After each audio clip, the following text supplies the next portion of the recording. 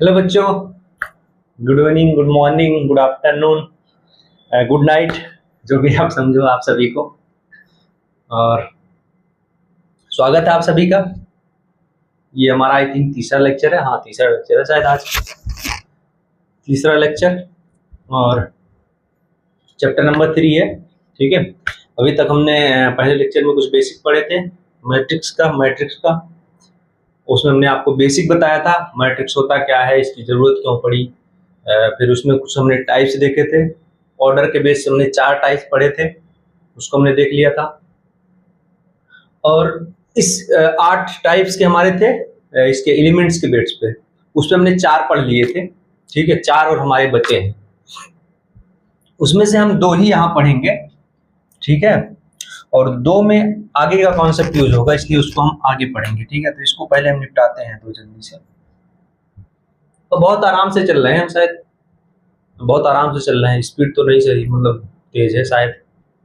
मैं बहुत ही छोटा छोटा लेक्चर ले रहा हूँ, सिंपल ही रख रहा हूँ। ठीक है, ताकि आप लोगों को अच्छे से समझ में आ जाए। अगला टाइप है हमारा 5वां टाइप, वो हमने क्लासिफाई किया था ना, उसमें अपर ट्रायंगुलर मैट्रिक्स। अपर ट्रायंगुलर मैट्रिक्स क्या होता है? नाम से ही कह रहा है अपर ट्रायंगुलर मैट्रिक्स, मतलब ऐसे ही सोचोगे आप, कहीं ना कहीं ट्रायंगल बन रहा होगा।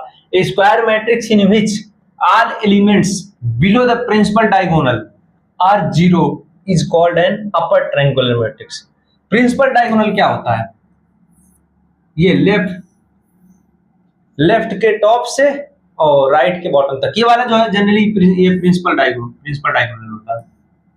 ठीक है, ये क्या है? ए स्क्वायर मैट्रिक्स, पहली नंबर मैट्रिक्स को स्क्वायर होना पड़ेगा, तो स्क्वायर है। ठीक है, in which all elements below the principal diagonal, इसके प्रिंसिपल डायगोनल के नीचे जितने भी एलिमेंट आएंगे इधर, ये सारे 0 होने चाहिए।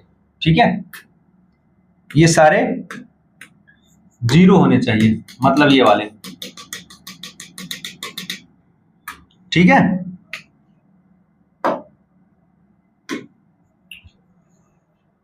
अपर ट्रायंगुलर के केस में नीचे वाला 0 होना चाहिए, और लोअर ट्रायंगुलर के केस में, अगला जो है हमारा लोअर ट्रायंगुलर मैट्रिक्स के केस में, अब ऊपर वाला 0 होना चाहिए। लोअर के केस में ऊपर वाला 0 होना चाहिए, अपर वाले के केस में नीचे वाला 0 होना चाहिए। ठीक है, प्रिंसिपल डायगोनल के नीचे सारे एलिमेंट अगर 0 हैं तो आपका अपर ट्रायंगुलर मैट्रिक्स हो गया। ध्यान देना, यहाँ पे थोड़ा सा उल्टा कंफ्यूजिंग सा हो जाता है बच्चा। ठीक है, यहाँ देखो, ये 0 वाला नीचे आपका ट्रायंगल बनेगा, ये सारे, और उसके केस में ऊपर वाला बनेगा। मैथमेटिकली इसके क्या कहना चाहता है? मैथमेटिकली ये क्या कह रहा है, इसको भी देख लेते हैं। ये कह रहा है aij equal to 0 for i greater than j। ठीक है, इसको हम लिख लेते हैं 3 क्रॉस 3 का, अगर मान लो लेते हैं a1 a12 a13 a21 a22 a23 a31 a32 a33। ठीक है, ये मैंने 3 क्रॉस 3 का मैट्रिक्स कंसीडर किया है। ये क्या कह रहा है? aij equal to 0 for i greater than j। i यहाँ पे इक्वल टू j है। ठीक है, i यहाँ पे लेस देन है j से, ये i होता है ना, ये j होता है, तो i जो है छोटा है j से, इधर भी छोटा है, इधर भी छोटा है, इधर चले जाओ आप नीचे, यहां देखो ये बड़ा है, ये भी बड़ा है, ये भी बड़ा है। तो ये क्या कह रहा है कि इसके लिए अपर ट्रायंगुलर मैट्रिक्स होने के लिए ये जो है नीचे जो ट्रायंगल बन रहा है, ये सारे एलिमेंट 0 होने चाहिए, ये सारे एलिमेंट 0 होने चाहिए। देखो ये i greater then 0, i greater than j, यहीं ये तो i ग्रेटर देन j है, यहीं तो i ग्रेटर देन j है, इधर तो लेस देन है, j से छोटा है, 1 2 1 3, इधर छोटा है। ठीक है, ठीक है, इसके केस में i लेस देन j, मतलब ऊपर वाला पार्ट ये होता है ना, A12 है, A13 है, ये A23 है। तो देखो यहाँ पे J हमेशा बड़ा है I से, तो J जहां जहां J I से बड़ा हो मैथमेटिकली वहां पे ये AIJ आपका 0 होना चाहिए। जहां पे J बड़ा हो I से वहां के सारे एलिमेंट 0 होना चाहिए। जैसे हो गया लोअर ट्रायंगल के केस में ऊपर वाले 0 और अपर वाले के केस में नीचे वाले 0। ठीक है, ये एग्जांपल हो गया आपका। यहाँ पे देखो नीचे सारे 0 हैं, उसको कोई मतलब नहीं है। प्रिंसिपल डायगोनल के नीचे सारे एलिमेंट 0 हैं तो आपका अपर ट्रायंगुलर मैट्रिक्स हो गया। ठीक है, ये देखो प्रिंसिपल डायगोनल ये हो गया, इसके नीचे 0 है, ये खत्म, ये आपका हो गया अपर ट्रायंगुलर मैट्रिक्स।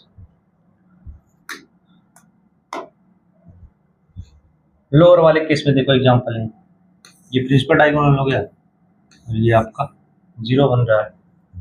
सेम यहाँ पे। ठीक है, ए square matrix in which all elements above the principal diagonal are 0 is called a lower triangular matrix. Lower triangular मतलब प्रिंसिपल डायगोनल के ऊपर जितने भी सारे एलिमेंट है वो 0 हो गए तो आपका वो लोअर ट्रायंगुलर मैट्रिक्स हो गया। ठीक है, ये 2 टाइप हो गए और अभी 2 टाइप और बचे होंगे, वो जो हमने क्लासिफाई किया था, इस सिमेट्रिक मैट्रिक्स और इसको सिमेट्रिक मैट्रिक्स। इसको हम ना आगे पढ़ेंगे। क्यों आगे पढ़ेंगे? क्योंकि उसको अभी यहाँ पे डिफाइन करने के लिए हमें ट्रांसपोज की जरूरत पड़ेगी। ट्रांसपोज ऑफ मैट्रिक्स ये भी आपके लिए एकदम नया है, तो घबराना नहीं है, हम वो धीरे धीरे बिल्डअप कर रहे हैं। तो पहले ट्रांसपोज पढ़ेंगे, उसके बाद वो दोनों वहां पढ़ेंगे, सिमेट्रिक और इसको सिमेट्रिक मैट्रिक्स। ठीक है, तो उसको अभी हम आगे के लिए छोड़ रहे हैं। इक्वलिटी ऑफ मैट्रिक्स पे हम आते हैं कि 2 मैट्रिक्स आखिर इक्वल कब होगा। नंबर में तो हम ठीक है भैया 5 और 5 इक्वल हो गए, ठीक है, लेकिन मैट्रिक्स 2 कब इक्वल होगा? 2 मैट्रिक्स आपस में इक्वल कब होंगे?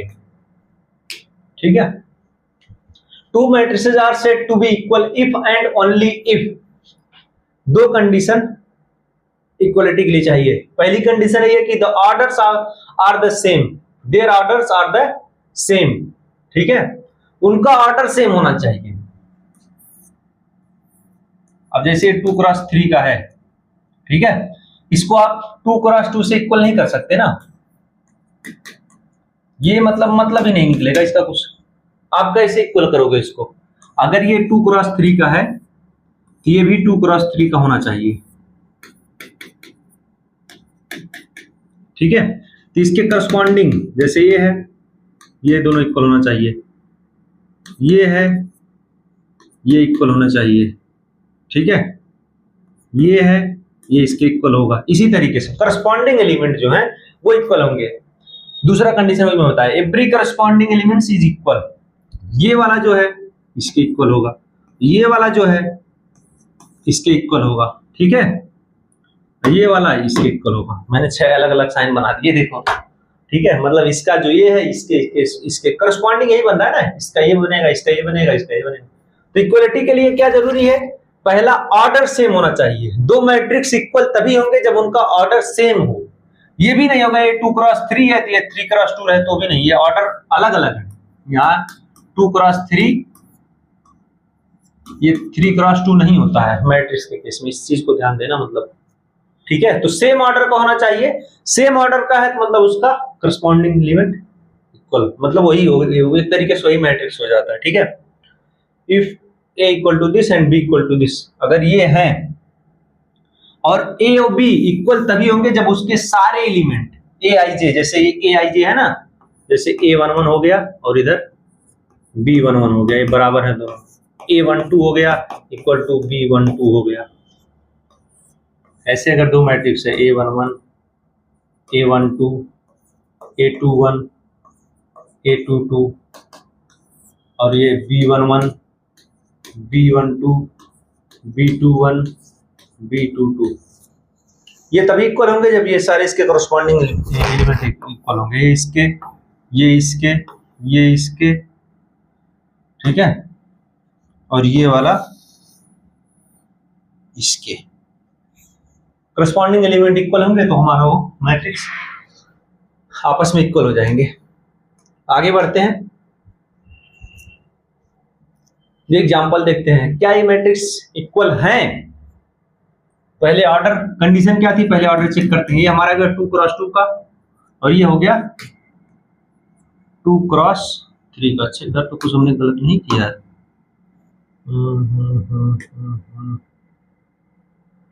ठीक है, ठीक है। नहीं, मुझे लग रहा है कहीं ऑर्डर हमने गलत बोल दिया है। ठीक है, आगे बढ़ते हैं, देख लेना उतना आप लोग। ये 2x3 का ये होगा, ठीक है, मुझे इससे पता नहीं क्यों लग रहा है। और ये जो होगा ये 3x2 का है, ठीक है। ये देखो यहाँ 3 रो बन रहा, मैं आपको बता दिया, अगर कहीं पीछे होगा तो उसको करेक्ट कर लेना। तो पहला कंडीशन हमारा क्या है, ऑर्डर सेम होना चाहिए। ये सेम ही नहीं है तो नहीं, can they be equal, no, equal नहीं हो सकते हैं, अलग अलग है, उनका ऑर्डर ही अलग है। और दूसरी कंडीशन हमारी थी कि उसके करस्पॉन्डिंग एलिमेंट इक्वल होंगे। अब इस केस में हम इक्वलिटी चेक कर सकते हैं, इक्वलिटी ही चेक करनी है इसमें। अब जैसे ए है, ए के करस्पॉन्डिंग ये है, इसके करस्पॉन्डिंग ये है, इस वाले एलिमेंट के, इसके करस्पॉन्डिंग ये है, इसके करस्पॉन्डिंग ये है, और ये 2x2 है, ये भी 2x2 है, तो ए और बी इक्वल होंगे, ठीक है। ये बेसिक लिया था मैं बस।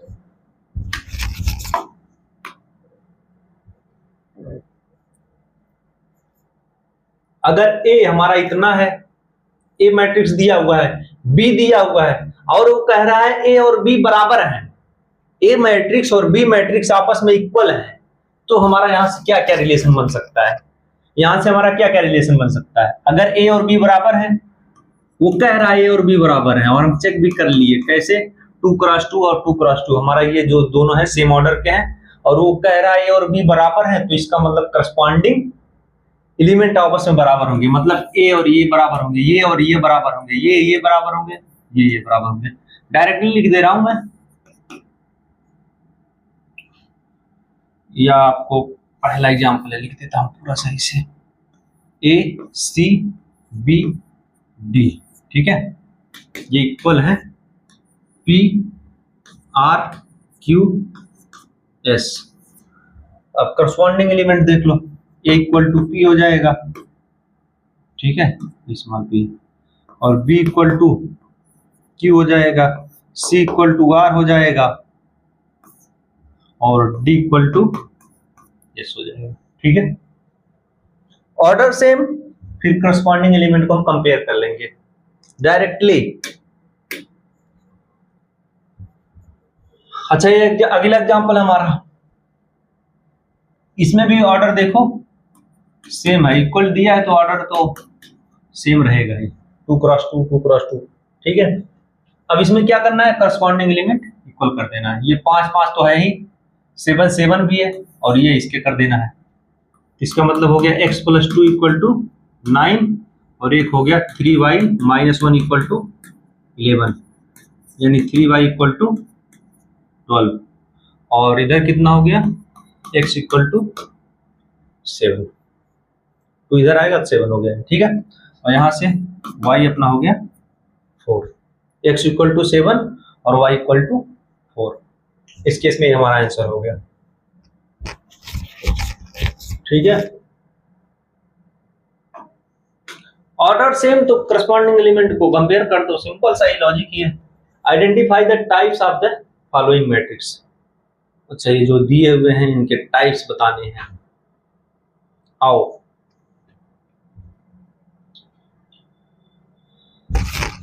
इसमें देखो, अभी हमने जो आज पढ़ा इसी के लिए प्रैक्टिस। प्रिंसिपल डायगोनल के नीचे, प्रिंसिपल डायगोनल के नीचे के सारे एलिमेंट 0 हैं, तो ये क्या हो गया, अपर ट्रायंगुलर मैट्रिक्स, ठीक है। इसमें देखो ट्रायंगल कहां बन रहा है, ऊपर बन रहा है, तो ये हो गया lower triangular matrix,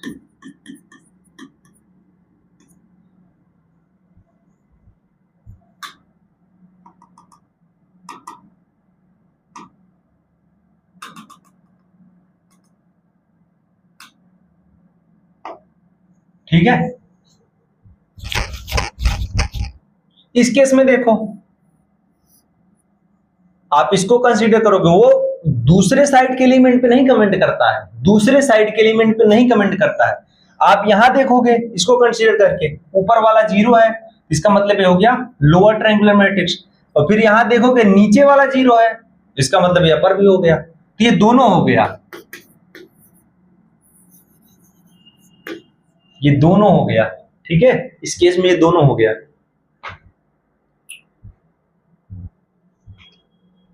diagonal matrix हो गया। तो आप यहां से कह सकते हो कि every diagonal matrix is both upper and lower. ये डायगोनल मैट्रिक्स तो हो गया, ठीक है।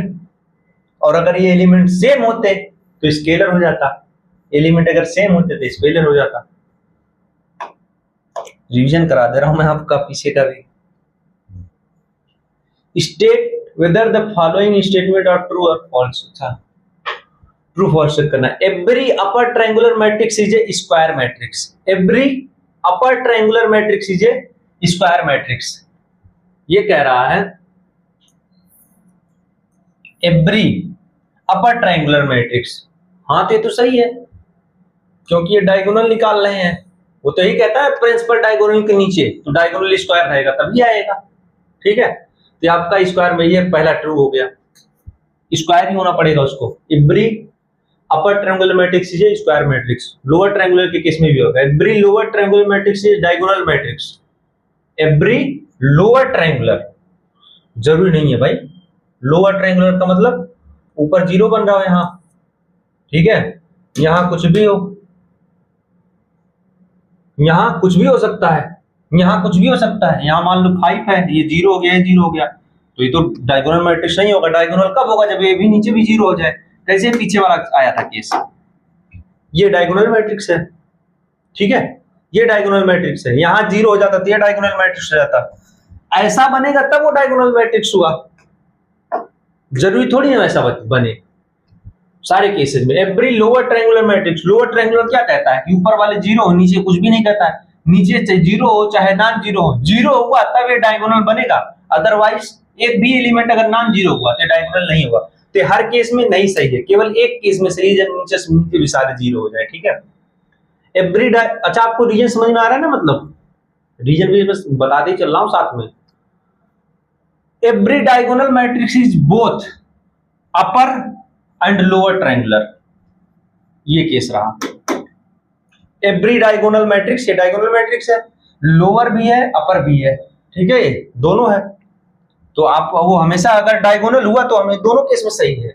डायगोनल मैट्रिक्स है अगर वो तो दोनों केस में सही है, लोअर भी है अपर भी है, ठीक है। Every identity matrix is A upper triangular matrix. Identity matrix क्या आता है? यहां 1 यहां 1 यहां 1, बाकी इधर 0 इधर भी 0 पूरा, तो लोअर अपर दोनों होता है, ठीक है। ये भी सही है, आइडेंटिटी मैट्रिक्स यही तो होगा। इसके अपर मैट्रिक्स, अपर ट्रायंगुलर मैट्रिक्स क्या कहता है कि नीचे वाले 0 होना चाहिए, तो ये तो नीचे भी 0 है, इधर भी 0 रहता है, इधर भी 0 रहता है, ठीक है। Every 0 matrix is upper triangular, 0 matrix is upper triangular. 0 matrix होना हो भैया, सारे एलिमेंट इसमें 0। और ये क्या कहता है? प्रिंसिपल डायगोनल के अपर ट्रायंगुलर वाला नीचे, अपर ट्रायंगुलर के केस में नीचे, प्रिंसिपल डायगोनल के नीचे जितने एलिमेंट रहेंगे अगर वो 0 हैं तो आपका हो गया अपर ट्रायंगुलर मैट्रिक्स, ठीक है।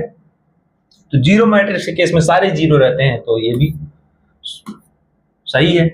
प्रिंसिपल डायगोनल के एलिमेंट पे कोई कमेंट नहीं करता है अपर ट्रायंगुलर मैट्रिक्स, इस बात को ध्यान देना। यहाँ 0 रखो चाहे माइनस रखो चाहे कुछ भी रखो, वो ये कहता है कि इसके नीचे इसके ऊपर, अगर नीचे 0 है सारे तो अपर ट्रायंगुलर हो गया, अब अगर ऊपर 0 है तो लोअर ट्रायंगुलर मैट्रिक्स हो गया, ठीक है। ये नाम दे दिया गया है ऐसे सिंपल सा बस तो कंफ्यूज नहीं होना इसमें। अपर वाले को लोअर कर दो, लोअर वाले को अपर कर दो, ठीक है।